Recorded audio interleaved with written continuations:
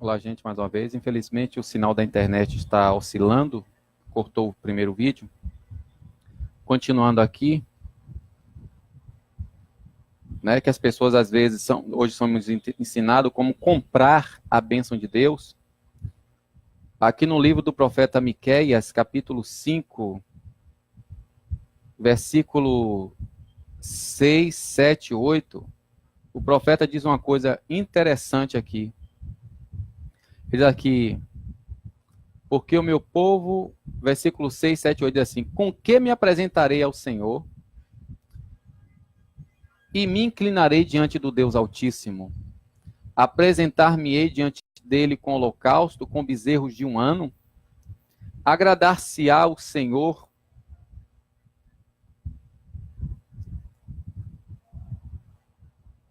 de milhares de carneiros ou de 10.000 ribeiros de azeite? Darei o meu primogênito pela minha transgressão, o fruto do meu ventre pelo pecado da minha alma? Ele te declarou, ó homem, o que é bom e o que o Senhor pede de ti, senão que pratiques a justiça e que ames a misericórdia e ande humildemente com o Senhor teu Deus. Então, gente, a gente pode ver por meio das escrituras que nós estamos muito aquém do propósito divino. Voltando aqui para Romanos, capítulo 12, 1, porque o que é adoração? Adoração é o serviço, como eu disse a gente, é um serviço que nós realizamos de acordo com a regra. No caso aqui, o serviço sagrado, o serviço a Deus. E como é que nós... A adoração, não me perdoe, o culto. O culto é um serviço que nós deveremos realizar de acordo com a prescrição. E como é essa prescrição para a gente servir a Deus? Leia Mateus capítulo 5, 6 e 7. Está lá o Sermão do Monte, onde Jesus ele acaba descrevendo os comportamentos de um cidadão do reino. Bem, Jesus não está escrevendo ali um cidadão que é crente da Assembleia de Deus, ou que crê em alguma denominação, não. Cidadão do céu, ele se comporta assim. Mateus capítulo 5, 6 e 7. É só a gente ler que a gente vê lá descrito como essas pessoas.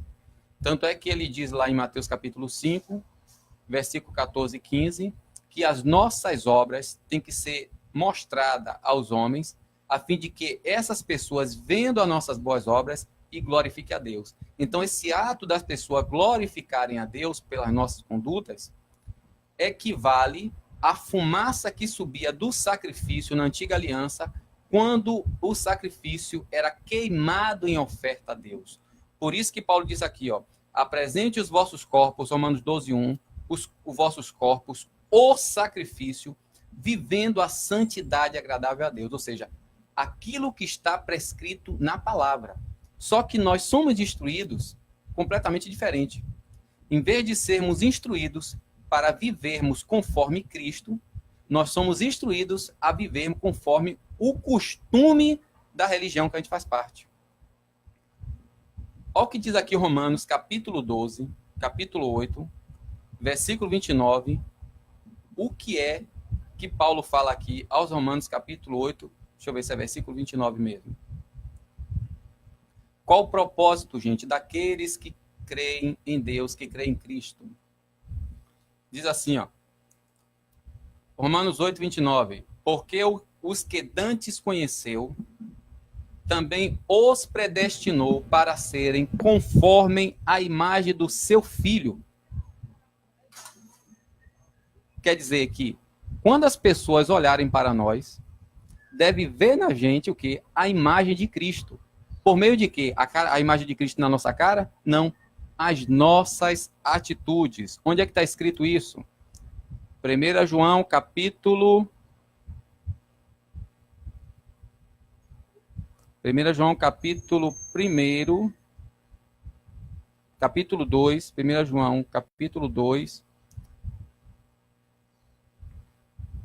versículo 6.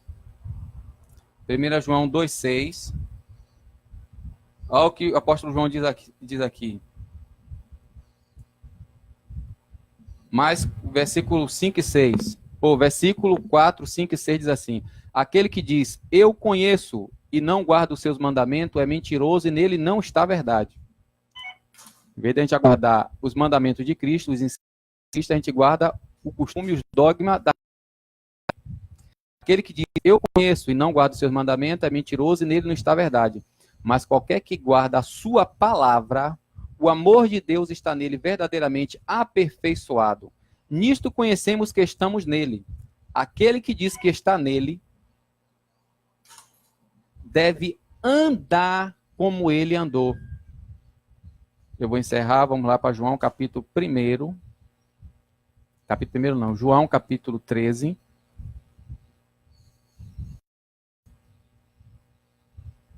Na noite que Jesus ia ser traído, aqui até onde fala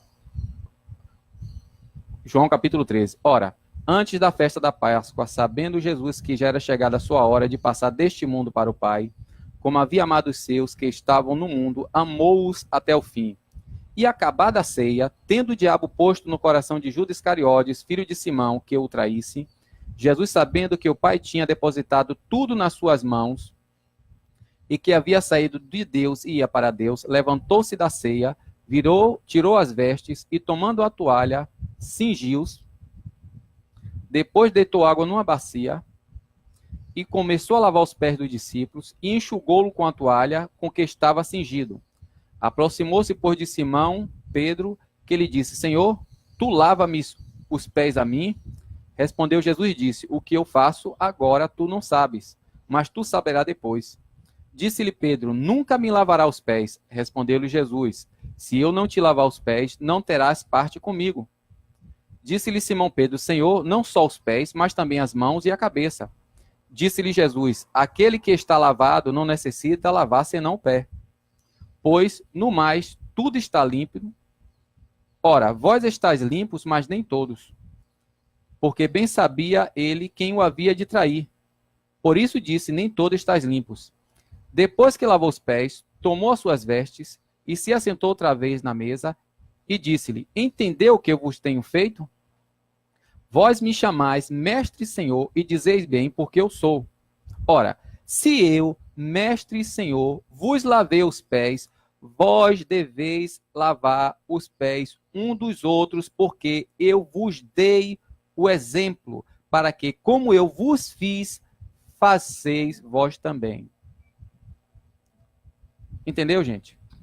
O evangelho une as pessoas. A religião separa as pessoas.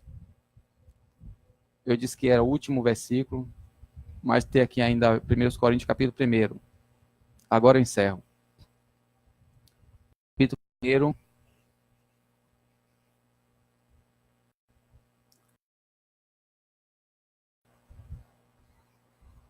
Primeiro aos Coríntios. Que estava acontecendo lá em Corinto, o que acontece hoje no mundo.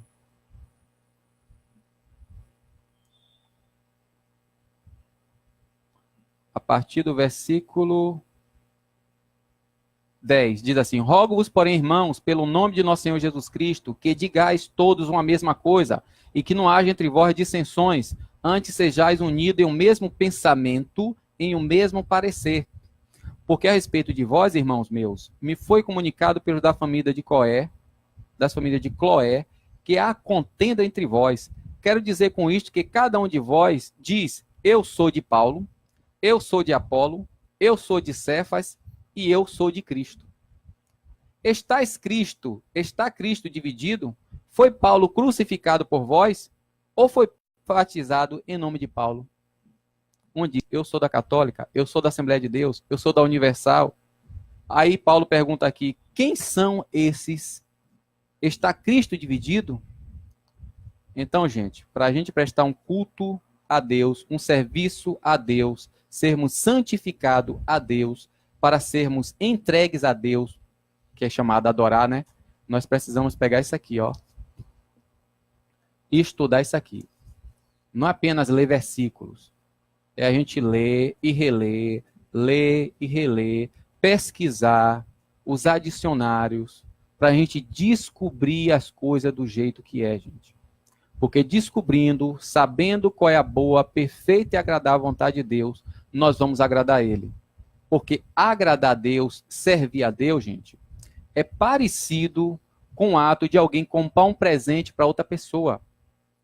Quando você vai dar um presente a alguém, o que é que você tem que fazer? O que é que a gente tem que fazer? Em primeiro lugar, conhecer quem é a pessoa. Segundo, se informar acerca dela. Terceiro, saber do que ela gosta. Ou do que ela gosta, ou do que ela está precisando. Imagine você comprando para mim um presente para me dar de acordo com o que você gosta e não descobrindo do que eu gosto ou preciso. Então, gente, se a gente quiser agradar a Deus, nós precisamos compreender qual é a boa, perfeita e agradável vontade de Deus. E para isso eu preciso estudar a palavra dele para descobrir o que de fato diz, para assim o agradá-lo. Amém? Fica aí para a meditação de vocês. Assiste quantas vezes quiser esse vídeo, pegue os textos que eu falei, examine o contexto e vá pesquisar para saber se de fato ou não. A paz de Cristo, uma boa semana.